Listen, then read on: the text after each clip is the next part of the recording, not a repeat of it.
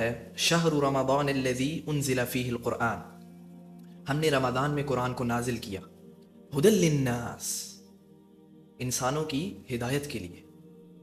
اب ہم کیا کرتے ہیں، رمضان میں 10 قرآن ختم ہو رہے ہیں، 20 قرآن ختم ہو رہے ہیں، 5 قرآن ختم ہو رہے ہیں، لیکن کوئی زندگی میں فرق نہیں پڑ رہا، کوئی فرق نہیں پڑ رہا، سب کی زندگی ویسی ہی ہے جیسی پہلے تھی۔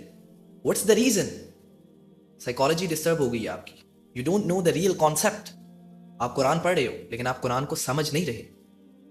قرآن کو نازل کیا گیا ہدی للناس، لوگوں کی ہدایت کے لیے، سمجھنا، دیکھنا کہ اللہ تعالیٰ کیا کہہ رہا ہے ہم سے، ہم نے اپنی زندگی میں کیا کیا چیزیں جو ہیں ان کو شامل کرنا ہے، اللہ تعالیٰ کیا حکم دے رہا ہے، اللہ تعالیٰ بتا رہا ہے کہ آپ نے اپنی زندگی کو کیسے انہینس کرنا ہے، اپنے لائف سٹائل کو کیسے انہینس کرنا ہے۔ اس لیے ہے قرآن۔ قرآن صرف اوپر اوپر سے پڑھنے کے لیے نہیں ہے۔ عرب میں جب صحابہ قرآن پڑھتے تھے، سب قرآن پڑھتے تھے، ان کو سمجھ آ رہی ہوتی تھی۔ ان لکیلی ہماری لینگویج عربک نہیں ہے، لیکن سٹل آج کے دور میں بہت آسانی ہو گئی ہے، ہم قرآن سمجھ سکتے ہیں، سمجھ کر پڑھ سکتے ہیں، ہمیں ٹرانسلیشنز مل جاتی ہیں، ہمیں تفسیر مل جاتی ہے۔ میں آپ سب سے یہ ریکویسٹ کروں گا کہ دس رمضان آپ یہ ٹرینڈ سٹارٹ کریں، آپ 10 قرآن پڑھنے کے بجائے، 2 قرآن پڑھنے کے بجائے آپ 5 چیپٹرز قرآن کے پڑھ لیں، لیکن سمجھ کر۔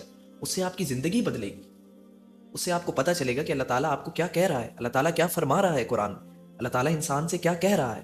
آپ کی زندگی بدلے گی، آپ کی زندگی، آپ کا لائف سٹائل انہینس ہوگا۔ دس از دا رائٹ آف قرآن۔ قرآن تو دنیا میں سب سے زیادہ پڑھے جانے والی کتاب ہے، لیکن اس کے اپوزٹ قرآن ایسی کتاب ہے جو سب سے زیادہ دنیا میں پڑھی جاتی ہے نہ سمجھ کر۔ کتنی زیادتی ہے قرآن کے ساتھ۔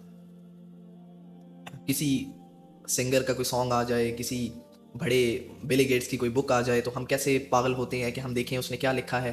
بٹ اللہ تعالیٰ نے جو اس سارے کائنات کا جو مالک ہے، جو ہمارا کریٹر ہے، ہم کیوں نہیں دیکھتے کہ اس نے کیا فرمایا ہے ہم سے، وہ ہم سے کیا کہہ رہا ہے۔ سو اس رمضان کائنڈلی یہ ٹرینڈ بنائیں، قرآن کو سمجھ کر پڑھنا سٹارٹ کریں، اور یہ پیغام، یہ میسج آگے پہنچائیں، فارورڈ کریں اپنے گھروں میں، اپنے کزنس میں، اپنی فیملی میں، اپنے سوشل سرکل میں، تاکہ لوگوں میں اویئرنیس پیدا ہو۔